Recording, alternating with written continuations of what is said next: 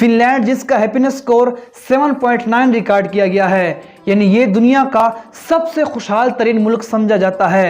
आपको इस मुल्क में कोई भी शख्स परेशान और डिप्रेस नहीं मिलेगा। फिनलैंड के कुछ ऐसे अजीबो गरीब कवानीन हैं जिसे सुनकर आप दंग रह जाएंगे। जैसा कि मोबाइल फोन फेंकना उनका ऑफिशियल खेल है। अगर आपके पास यूके का पासपोर्ट हो तो फिनलैंड आपको वीज़ा फ्री ट्रेवल की परमिशन दे सकते हैं, लेकिन अगर आपके पास फिनलैंड का पासपोर्ट हो तो आप तकरीबन पूरी दुनिया में बगैर किसी वीज़े के घूम सकते हैं। फिनलैंड को दुनिया के नंबर 1 एजुकेशन सिस्टम का दर्जा हासिल है और वहाँ के स्कूलों में 7 साल से कम बच्चों का एडमिशन नहीं होता। फिनलैंड वो वाहिद तरक्की याफ्ता मुल्क है जहाँ पर प्राइमरी स्कूल के बच्चों को उनकी माँ की बजाय बाप ज्यादा टाइम देता है। दुनिया की सबसे पहली और बेहतरीन मोबाइल फोन नोकिया कंपनी भी फिनलैंड ने बनाई है। इस मुल्क में तकरीबन 1.5 लाख झीलें हैं और इसी वजह से फिनलैंड को द कंट्री ऑफ लेक्स भी कहा जाता है।